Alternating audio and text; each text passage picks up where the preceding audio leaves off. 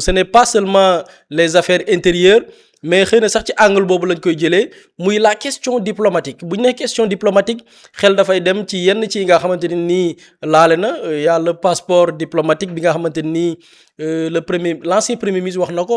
jamono gi muy nekk premier ministre yenn ci ñu koy tuumaal waaye dafa dugg ci beneen mbir bi nga xamante nii xëy na moo ñu gën a intéressé muy la question de la diplomatie la relation entre le Sénégal et la France moom le président de l'Assemblée nationale wax na ni bi mu nekkee ilimaanu jëwriñ yi convoqué na ki nga xam ne mooy Christine Fage moom mooy ambassadrice bu France fii ci réewum Sénégal ñu ràññee ko lool ci ay yëngu-yëngu ay tournée dalal daal xeetu nit yu ne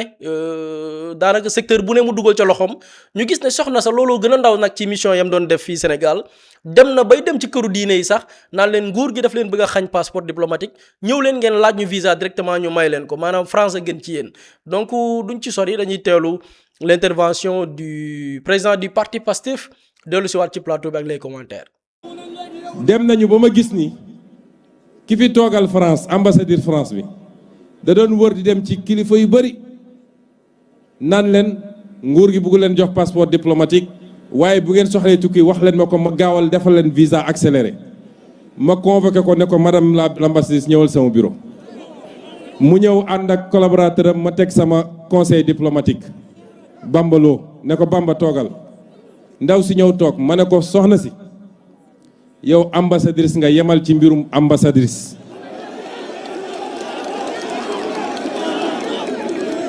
bëggatuma ngay dugg ci réew mi di dugg sur les affaires intérieures du pays di dem di def ay rambaaj di ñu essayer boole ak sénégalais yi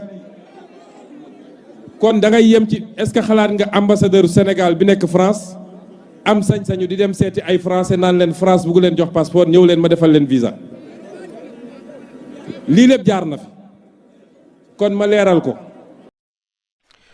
ñoo ko teeloondoo Ousmane Sonko le président du parti Pastef bi dikk ci ingérence bi ñenn ñi doon ruumandaat par rapport ak l'ancien colon seen taxawaay ci biir réew mi ñu gis ni Pape Samba dafa mel ni le président du parti Pastef dafa sàqami suñu lanc Ousmane Sonko est-ce que nekkul moom mooy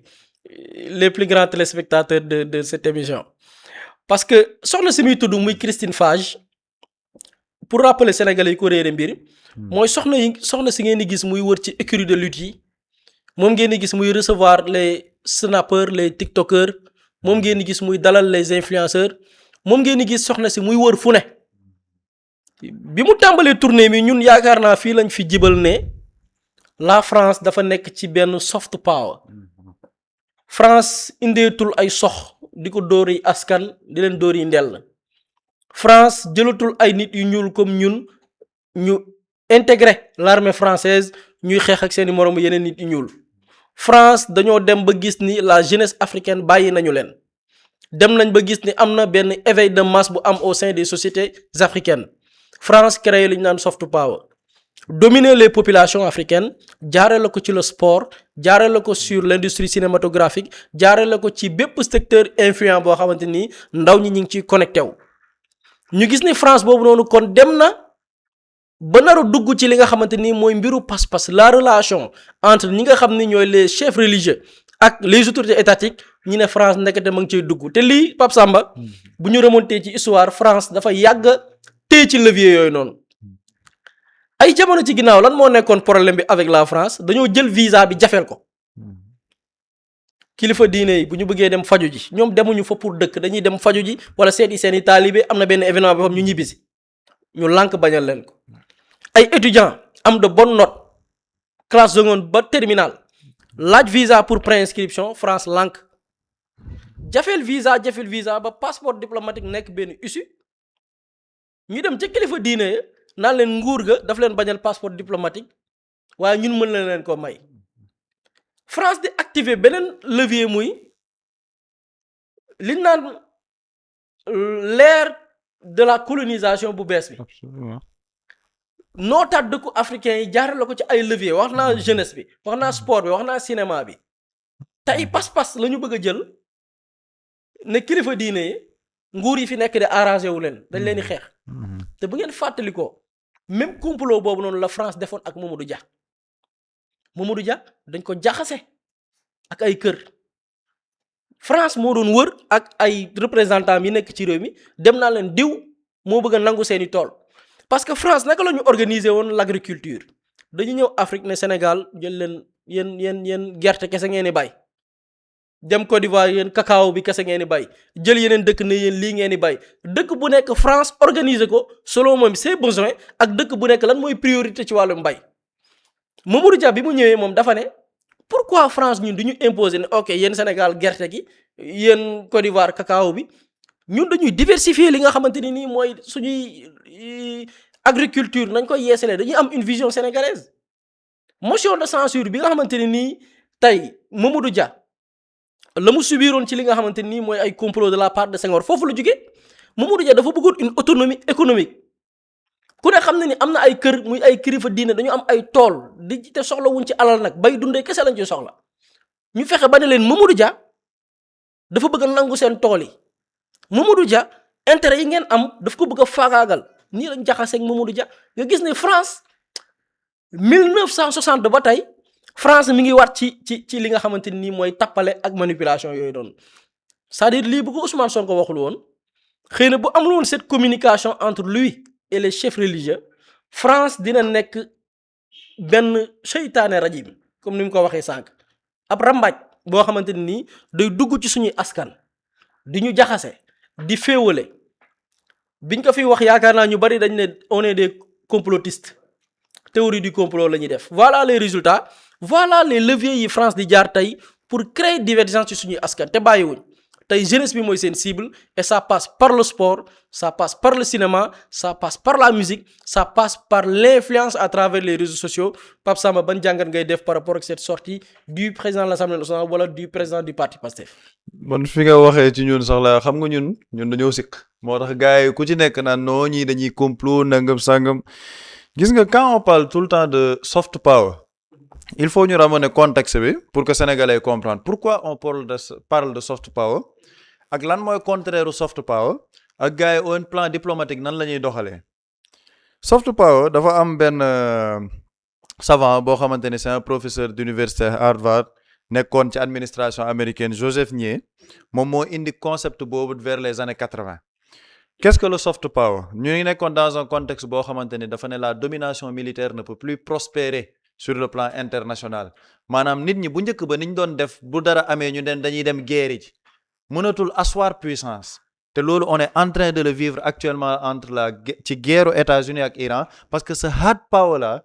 mënatul prospérer hard power mooy la puissance militaire mu ne les diplomaties wala les états yi nga xamante ne dañoo bëgg gën a asseoir seen puissance dañoo war a dem vers le soft power qu'est-ce que le soft power ñu ne soft power boobu bu njëkk ba dañ doon dem vers l'aspect militaire pour que nit ñi mën a accepter soit mu nekk par la coercition mooy buntu xatal la jaay la doole wala mu nekk par la rémunération c'est-à-dire jënd la mu ne nag le soft power mooy la capacité de convaincre pour arriver à une acceptation sans rémunération sans coercition mooy maanaam yow mën nga convaincre nit ki ci ay idées ci ay affaires yooyu jaaree ci suuf maanaam dans la domination de l'influence ce n'est plus une domination militaire c'est une domination de l'influence da ngay dem ci benn dëkk boo xamante ne amoon nga fa domination militaire léegi loolu mënatul am nga dem vers la domination de l'influence moo tax ñu naan hard power am soft power lu tax sànq may wax contexte parce que théoriser woon na beneen concept boo xamante ne dafa ne il y a trois puissances le hard power mooy la domination militaire le soft power mooy la domination docile à travers l'influence mu ne daa am na benn bu nekk ci diggante boo xam ne day combiner les deux muy le smart power mooy day am domination militaire mais da nga koy gën a adoucir à travers l'influence maanaam militaire ba du fa jóge mais da ngay gën a dem vers l'influence ba militaire bi du feeñ léegi lan moo tax ma ne contexte bi Sénégal dafa am importance France dañoo ñëw gars yi ne dañuy dem vers une souveraineté ban marqueur la ñu jox ci souveraineté mooy le retrait des bases militaires étrangères donc la présence militaire dañ na fa hard power dootul mën a nekk smart power dootul mën a nekk parce que foofu y a pas l'aspect militaire lenn moo leen dese mooy le soft power la domination à travers l'influence ba ñu commencé loolu gis nga ba Sénégal ne dañuy def le retrait des troupes militaires étrangères France ne ñoom amuñ ci problème dinañ ko waxtaanee à travers ce calendrier là gis nga ci la ambassadrice bi commencé sa stratégie de soft power mais à travers une domination par l'influence extraordinaire. Tous les milieux influents da nga fay gis l'ambassadrice de France. Lan moo tax soft power boobu dangereux parce que cette domination par l'influence dañuy dem ci bépp secteur bu ñu jàpp ni fii am na influence ci sénégalais ci société sénégalaise ñu dem am fa tànk secteur yi nga cible yi nga cité la musique elle est influente dans la société sénégalaise les médias dañuy am influence ci société sénégalaise les séries et les productions audiovisuelles dañuy am influence ci sénégalais les influenceurs ñi tenir réseaux sociaux yi ci la ñu gis la France l'ambassadrice di organiser ay événements au niveau de l'ambassade de la France di inviter les créateurs de contenu après fan lañ ci toll ñu dugg ci biir sport bi à travers la lutte Canal Plus dugg si nga gis ñuy inviter ay Mohamed Ndao Tyson ñuy inviter ay ñoom Sa Thiès ak yooyu loolu sénégalais yi bu ñu amul benn xalaat bu xóot dañ koy xool ñu ne non c'est que yéen nag da ngeen bëri problème parce que li ngeen di wax ni dara newu ci dañuy inviter ay nit non loolu c'est un système de récupération de nos élites pour permettre une stratégie de soft power te loolu yàlla xam ne man dama ko nekkoon di topp sur Twitter surtout dafa am ñaar ñoo xamante ne dama leen di citer parce que ils en ont trop parlé benn waay bu ñuy wax Abou Talib Lo ak Samba Conganel keroog maa ngi koy citer c'est-à-dire que dañ fa nekkoon di wax ci soft power bi di wax ci soft power am na beneen femme Yaay Fatou Sarr ils ont parlé de cette stratégie gars yi ne non xam nga mooy loolu mais c'est ce qu'on retrouve actuellement parce que l'ambassadrice de France bi dem ci famille religieuse yi ne leen gars yi ñu ngi leen di bloquer le passeport diplomatique mais kaay ma jox le visa c'est une stratégie de soft power loolu mooy la domination de l'influence mooy tey ji famille religieuse yi bu ñu xalaatee dara sax duñ ko yaakaaree ci seen propre état dañ koy yaakaaree ci état de France mooy domination boobu noonu ñuy def sur l'influence. loolu xam nga la ñuy rejoindre biñ fi invité doyen Alla Kane mu ne ñoom bi ñu yoree ay pancarte pour Sénégal am indépendance amoon na ay communauté fii Sénégal yu ne ñoom ils sont contre l'indépendance ils sont contre les indépendances pourquoi parce que tubaab bi fexe woon na ba jox leen ay suuf des titres fonciers am na ci ñoo xam ne tubaab bi joxoon na leen par exemple ils ont la nationalité d'office am na ci ñoo xamante ni ils ont la possibilité d'aller et de venir entre la France et le Sénégal du coup bi ay révolutionnaires jugee ñi nga xam ne ñoo jugee dans les villages ñi nga xamante ni nii ñoom am nañ benn prise de conscience biñ ne indépendance totale am ay Sénégalais yu jugoon ne déedéet parce que pourquoi France moo gën ci ñun loolu dafay ñëwaat en 2026 loolu lañ nekk di chercher waat. loolu day rattaché wu sax sur les 11 accords yi mu waxoon le doyen Alla Kane parce que 11 accords yooyu dañoo jëloon ceux qui étaient pour l'indépendance radicale ñu écarter leen ci concertation yi dem avec ceux qui étaient beaucoup plus dociles moo tax 11 accords yooyu feeñ par rapport à notre enseignement par rapport ak lu bëri maanaam l'implantation de l'école française au Sénégal ba tey jii les Sénégalais quoi qu'on puisse dire c'est l'école française da ngay xool ni ñuy réfléchir sax c'est par rapport au dogme français maanaam loolu noonu yëpp parce que commencé woon nañ la stratégie du soft power domination militaire dañ na nee nga kii am na indépendance am kon kaay nga def loo xam ne ñoom dañuy am toujours cette dépendance soft power boobu nag lu tax ñu koy jaarale ci secteur influent yooyu noonu yëpp parce que la domination culturelle moom mooy indi aliénation la domination culturelle mooy nit ki dootul xam ay valeur am dootul xam ay principe am te loolu ci yu sew lañ koy jaaralee moo tax man tey jii bu ma gisee am gars yuy def ay contenu par exemple pour wuyu xale yi ñu koy def comme xamatuma ban chaîne la ñu koy def ay son africain ay images africaines maanaam ñoo xamante ni c'est pas à travers l'IA mais ay africains ngay gis loolu c'est très important pour les enfants parce que daf ñuy ramener vers notre culture la domination culturelle nag foofu lay commencer maanaam stratégie d'influence boobu culturellement dañ lay dugg boo xamante ne yow tu penses que le modèle de développement il doit être calqué à travers la France maanaam la France moom mooy ñun kobaayu France lañ fi France jaar fi mu ñu jaarale foofu moo baax le développement il doit être pensé français loolu moom mooy stratégie de soft power bi maanaam notre développement ak lépp ñun on est sénégalais de bon teint mais on doit penser français mooy li Frantz Fanon doon wax dans son livre peau noire masque blanc c'est-à-dire que ci jëmm ñun ay nit ñu ñuul lañ mais ci ni ñuy doxalee ni ñuy xalaatee lépp c'est calqué au niveau de l'Occident et loolu lenn moom moo ko gën a mën a may doole ci réew mooy cette stratégie de soft power bi nit ñi nekkee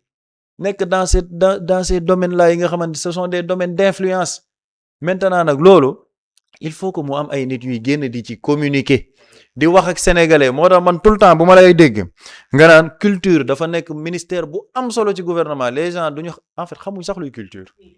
c'est-à-dire que la culture est la base de toute société maanaam une société capital humain boo xamante ni nekkul ci culture am cette société là elle est laissée à elle-même moo tax ngay gis ñuy calquer beneen culture di calquer beneen les États-Unis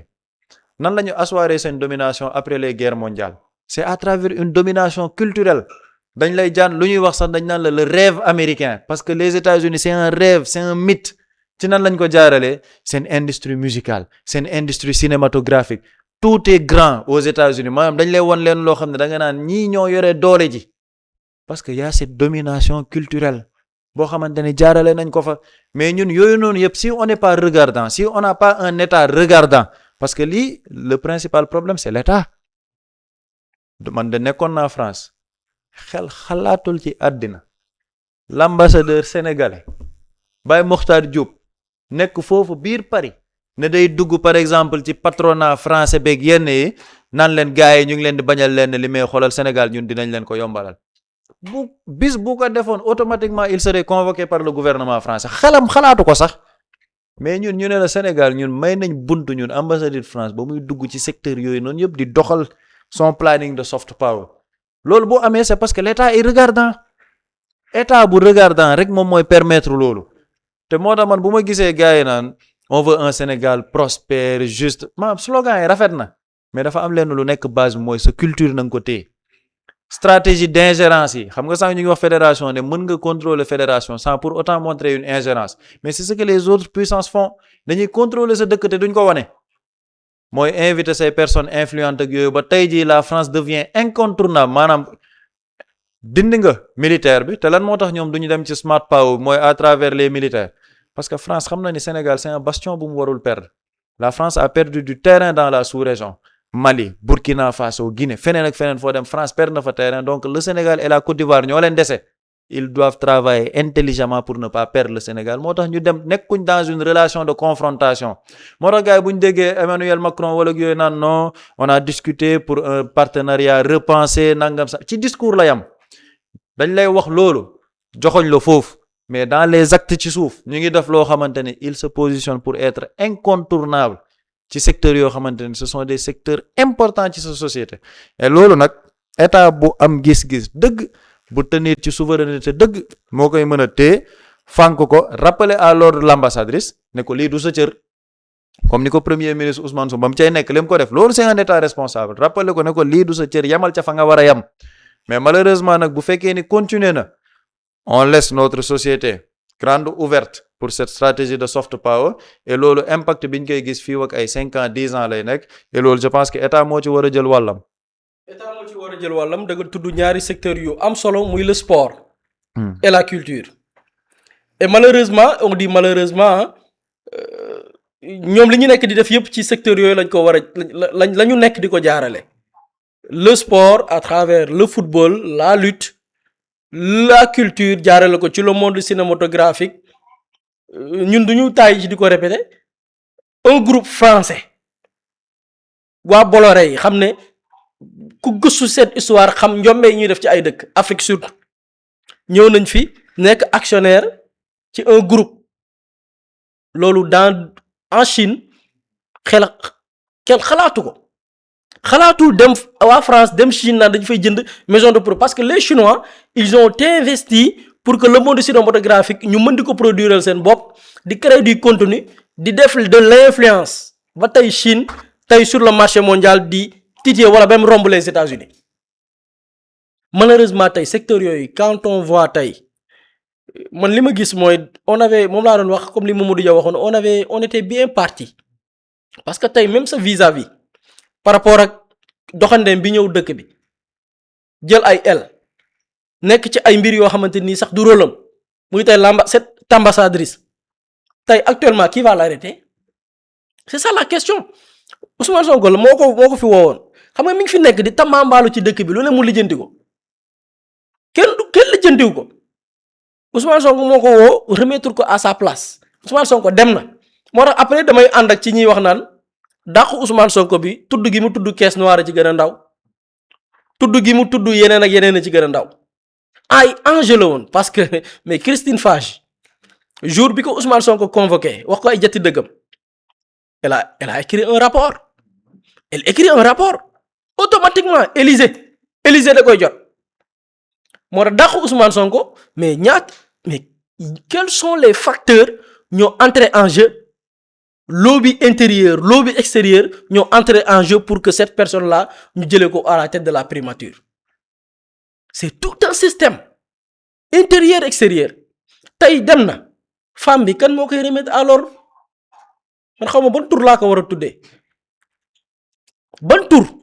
parce que femme bi mi ngi ci ay mbir yu yéeme ci dëkk bi te kenn du ci wax xam nga la moo tax kenn du ci wax da ngay gis ni d'une part dañuy atteindre seen objectif ci benn côté xam nga la moo tax Pape Samba fan nañ ko léegi damay woo Pape Samba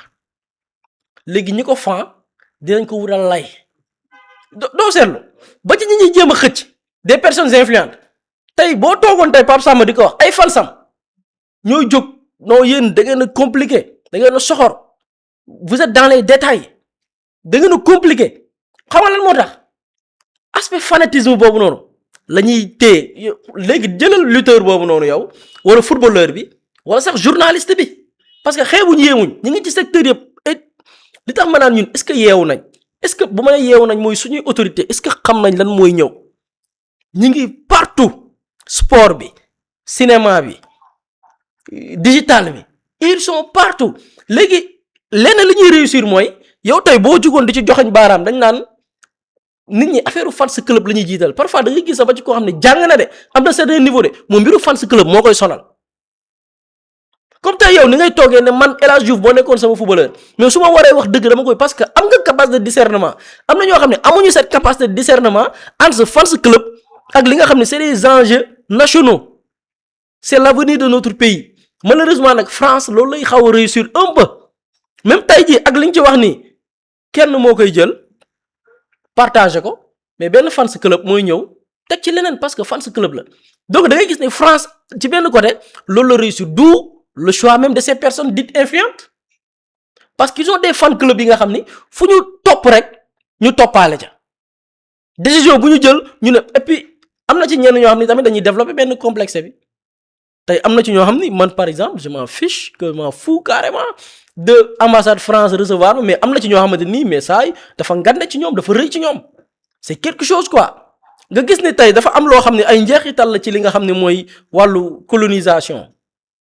esclavage ba tey dafa des ci ñun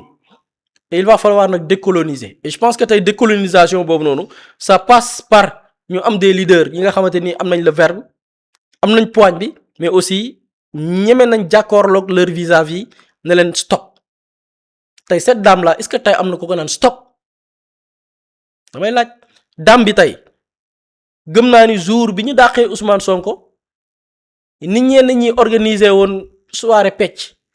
noonu lañ organiser soirée est-ce que organiser woon soirée dafa mel ni fan yi organiser woon nañ benn cérémonie noos leer na ni jour boobu noos nañ léegi dame bi est-ce que am na tey ku ko naan arrête bu ma déggee le premier ministre actuel de nee na moom bouton la mission biir primature defal ma def baal ma ba ministère des sports ba tey man déggaguma ko ci résultat déggaguma ko ci ay actes forts yu mu posé ñi ngi ci ay perruque ñi ngi ci ay photo bu rafet ñi ngi ci ay sourire bu rafet ministère de la culture soirée ni ñu koy waxee journée bi ñu daje jagleel musique fête de la musique nga xam ne nii ay benn chef de service ci sa ministère mooy dem pour cérémonie bi ñu ne ministre bi moom moo dem pour ci xool ma xam mbalax mi saf naag fii ngeen koy toggeeg mais on est dans ça c'est-à-dire Sénégal dañu am benn départ li ñu naan départ bërëb mais ñu rey suñu yaram maanaam sénégalais yi da leen dóor yar man gis naa ko ma ne man nañ ma këppal rek naa nelaw ñu tàpp ma rek ne ma suba ne ma kaay 2029 jot na dañ leen sénégalais dañu rey seen yaram carrément ci élan lañ nekkoon mais ñu suufeel ñu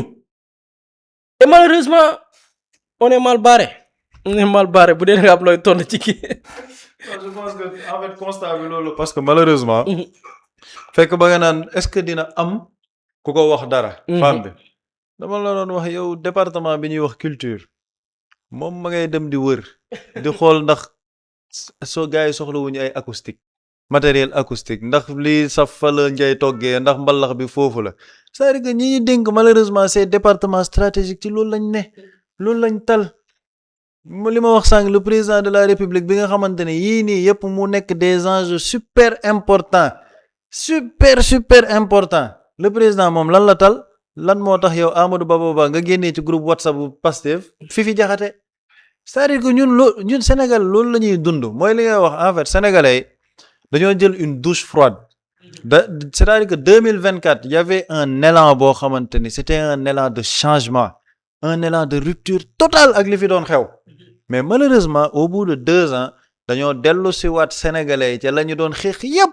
c'est-à-dire que pendant 10 ans li sénégalais yi doon xeex ci loolu yépp lañ leen dugal si waat maanaam et j'ai même envie de dire en pire parce que franchement j'en ai vu des ministres de Macky Sall ok mais ministres yi ma nekk di gis nii moom non c'est-à-dire que Macky Sall quand même wax dëgg neex yàlla il avait le talent de s'entourer de médiocres il avait ce talent là mais bii nii ma nekk di gis nii non ci man ils ont dépassé les attentes à ce niveau parce que wax dëgg neex yàlla ce qu'on est en train de voir c'est extraordinaire par rapport ak li di ñuy xeex en 2024 te damay dégg kenn ci ñoom ku ne nañu wax sénégalais yi lu am solo ma ne mais bu sénégalais yi bëggee wax lu am solo ngeen delloo leen ci lu ñàkk solo sénégalais yi bu dee dañoo war a wax lu am solo ñu ne leen président mu ngi réunir ay maire